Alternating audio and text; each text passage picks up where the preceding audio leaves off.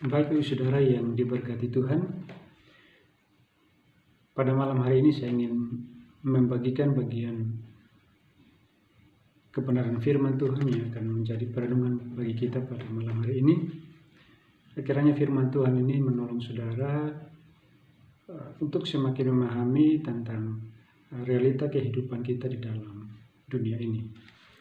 Mari kita sama-sama melihat bagian firman Tuhan yang terdapat di dalam Yakobus pasal 1, Yakobus pasal 1 ayat yang ke-12 hingga ayat yang ke-18.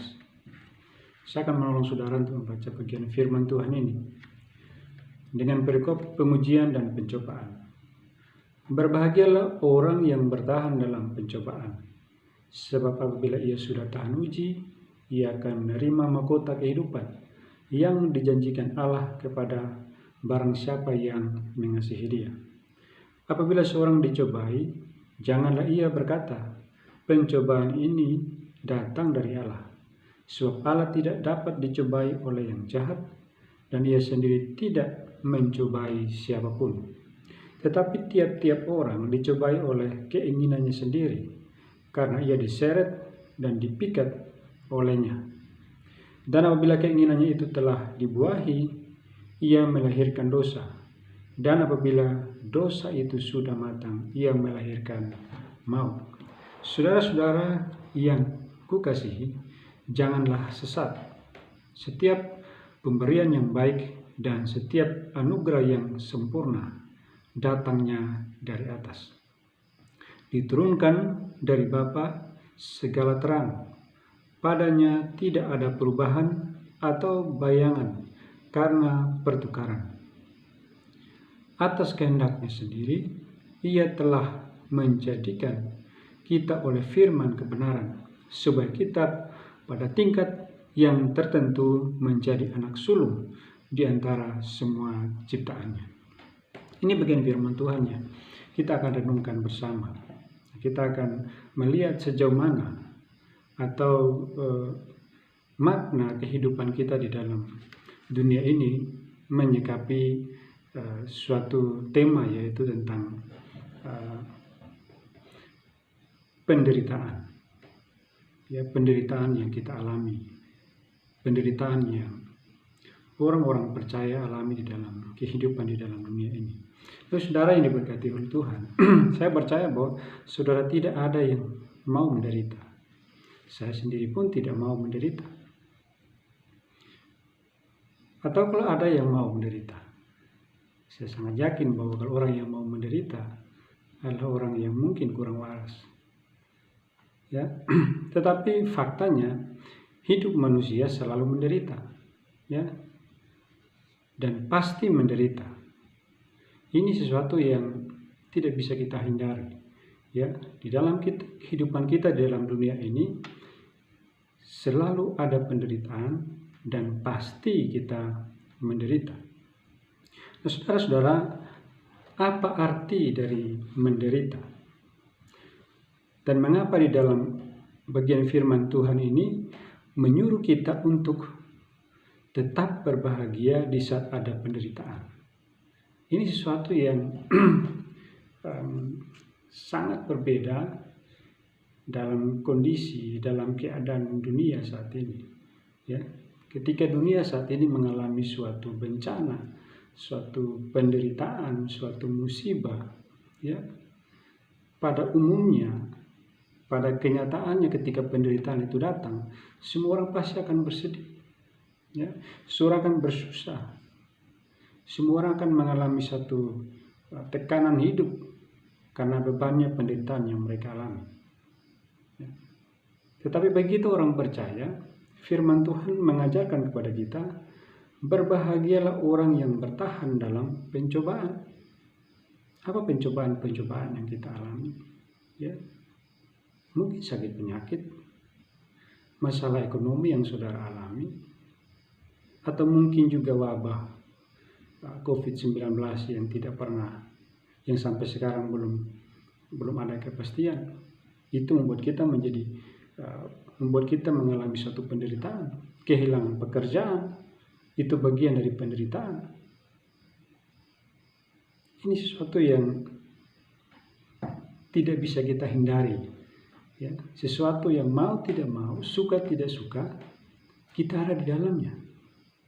Nah, kalau kita sudah ada di dalam keadaan seperti ini, ya, keadaan dunia yang seperti ini, pasti ada penderitaan, ada sakit penyakit, ada kesusahan, ada pergumulan. Ya. Apa yang harus kita lakukan? Apa kita mau terlena dengan keadaan ini? Apa kita mau turut atau berlarut-larut di dalam keadaan seperti ini? Nah, satu hal yang perlu saya sampaikan kepada saudara sekalian, ada seorang yang penulis berkata demikian. Di dalam dunia yang penuh dengan dosa, ya, di dalam dunia yang penuh dengan dosa, penderitaan dan kejahatan seharusnya tidak membuat kita kaget. Ya. Sekali lagi saya ulangi, di dalam dunia yang penuh dengan dosa, penderitaan dan kejahatan seharusnya tidak membuat kita kaget. Tetapi justru yang mengagetkan adalah kebaikan dari Tuhan. Amin. Di dalam dunia yang penuh dengan dosa, penuh dengan penderitaan, penuh dengan kejahatan, ya, seharusnya tidak membuat kita kaget. Karena itulah keadaan dunia. Tetapi kagetlah ketika saudara bangun pagi, ya, saudara merasa bahwa saudara masih ada dalam perlindungan Tuhan. Saudara masih memperoleh kekuatan daripada Tuhan. Saudara merasa bahwa saudara orang yang berdosa, tetapi orang yang berdosa ini Allah masih mengasihi kita, Allah masih memberikan kesempatan untuk ada di tengah-tengah dunia yang penuh dengan penderitaan ini. Sehingga kagetlah, bukan tentang keadaan dunia, tetapi kagetlah tentang kebaikan-kebaikan Tuhan, tentang kemurahan Tuhan, tentang berkat-berkat Tuhan yang masih saudara terima sampai pada saat ini di tengah-tengah dunia yang penuh dengan penderitaan. Lalu apa respon kita? Tadi diawali firman Tuhan berkata di dalam Yakobus pasal 1 ayat 12 tadi, berbahagialah orang yang bertahan dalam pencobaan. Sebab apabila ia sudah tahan uji, berarti memang kita harus bersedia ada dalam pencobaan itu. Dan Tuhan mau melihat sejauh mana ketika kita ada dalam cobaan itu. Kita mau menguji, Tuhan mau menguji kita. Nah, dalam pengujian itu, ya, ada sesuatu yang Tuhan janjikan. Jika kita tahan uji, ya, jika kita mampu melewati pencobaan-pencobaan di dalam dunia ini, maka di sini katakan bahwa ia akan menerima mahkota kehidupan yang dijanjikan Allah kepada barang siapa yang mengasihi Dia. Di dalam dunia ini ada pencobaan, ada kesulitan, ada penderitaan, tetapi Allah mau kita tetap mengasihi Dia. Ya, kita tetap mengasihi Dia. Inilah suatu hal yang perlu kita renungkan pertama. Nah, dalam merespon penderitaan ini sebagai orang percaya, firman Tuhan di dalam bagian firman Tuhan yang lain juga, ya, yang akan saya bacakan bagi saudara, ya, di dalam 1 Korintus pasal 10, ya, 1 Korintus pasal 10 ayat yang ke-13 berkata, pencobaan-pencobaan yang kamu alami ialah pencobaan-pencobaan biasa.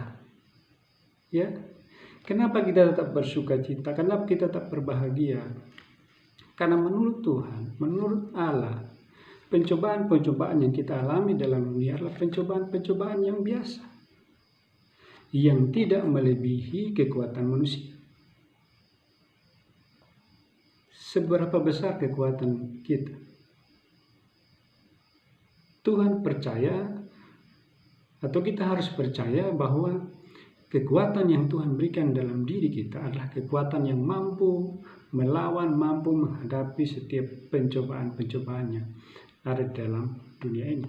Sehingga dikatakan bahwa pencobaan-pencobaan yang biasa ini tidak akan melebihi kekuatan manusia. Sebab Allah setia dan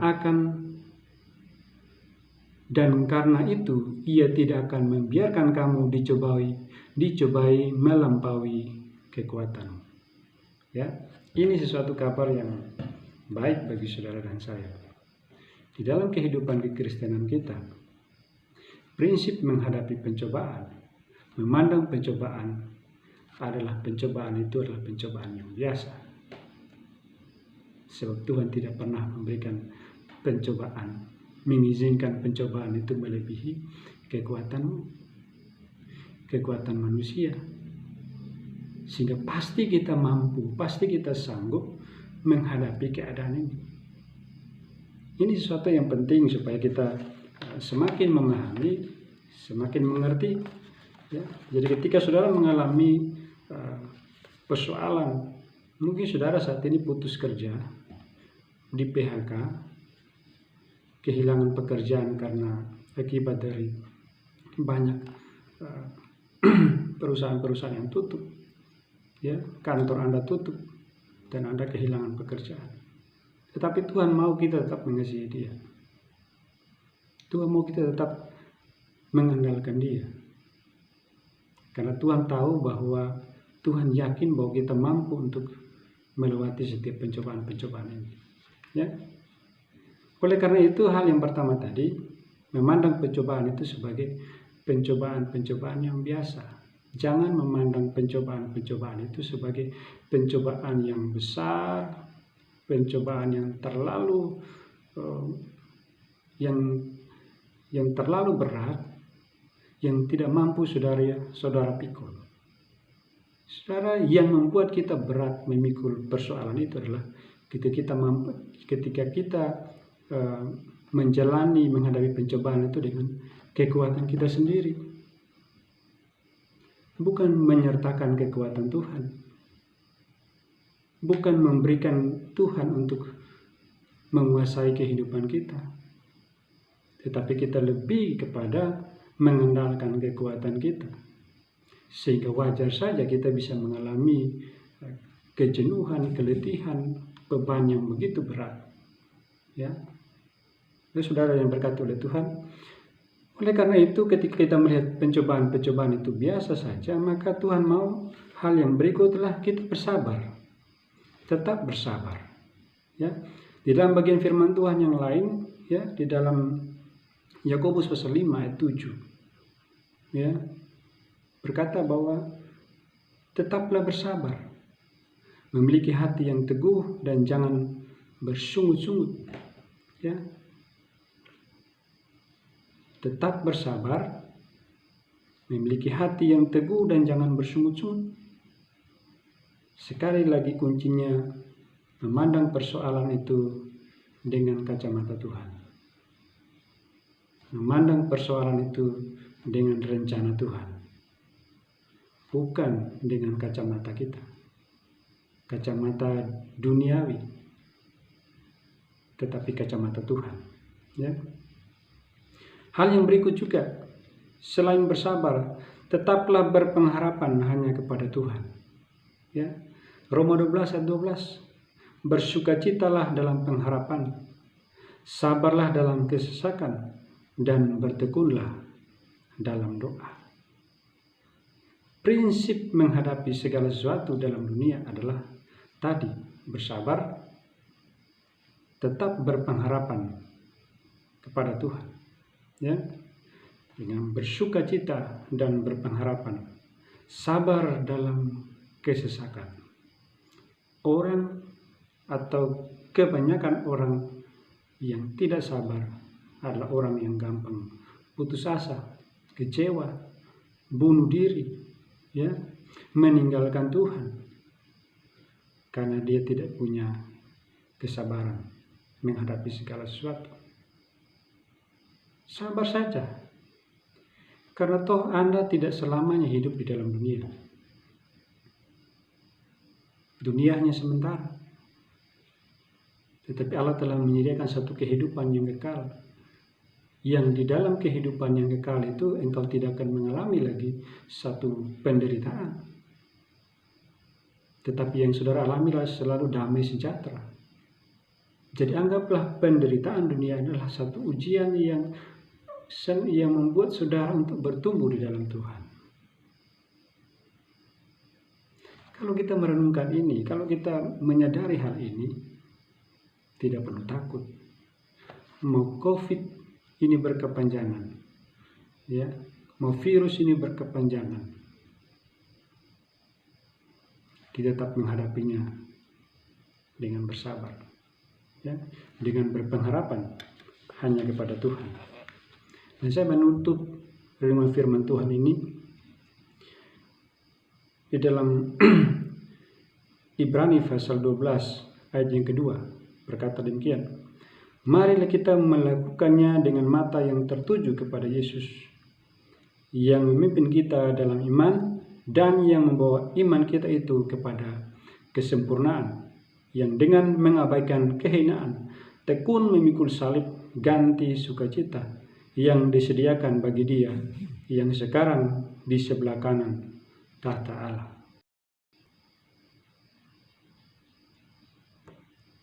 Ya. Yesus telah menanggung segala beban dosa kita. Ya. Ia rela datang ke dalam dunia, Dia pun turut menderita. Bukan hanya menderita, bahkan sampai mati. Ya. Dia mengabaikan kemuliaannya, kesempurnaannya. Dan Ia rela datang untuk memikul salib, tekun memikul salib, agar kita mengalami sukacita di dalam Dia. Dia datang rela memikul salib supaya menebus kita, supaya duka cita yang kita alami sekarang akan dirubah menjadi sukacita. Amin. Duka cita yang kita alami selama ini, tetapi melalui pengorbanan Kristus, Ia telah menebus saudara dan saya. Maka di saat itu saudara tidak lagi berduka cita selamanya. Tetapi ketika saudara meninggalkan dunia ini, sukacita yang kekal akan menjadi bagian dalam kehidupan saudara. Itu disediakan bagi saudara dan saya yang percaya dan mengandalkan Kristus. Kiranya firman Tuhan ini menolong saudara untuk kita terus bertahan, berpengharapan dalam menghadapi kesulitan, penderitaan, apapun persoalan penderitaan itu yang mungkin saudara bisa dapat mengungkapkan sendiri. Tetapi prinsipnya memandang penderitaan adalah sebagai suatu penderitaan yang biasa. Kalau penderitaan yang biasa, Tuhan mau bersabar, berpengharapan hanya kepada Dia, karena Dia pun telah datang ke dalam dunia, ya, untuk turut menderita, menggantikan kita, ya, supaya duka cita yang kita alami saat ini diubahkan menjadi sukacita. Tuhan memberkati saudara sekalian, dan saya percaya bahwa saudara terus bertumbuh kuat di dalam Tuhan. Amin.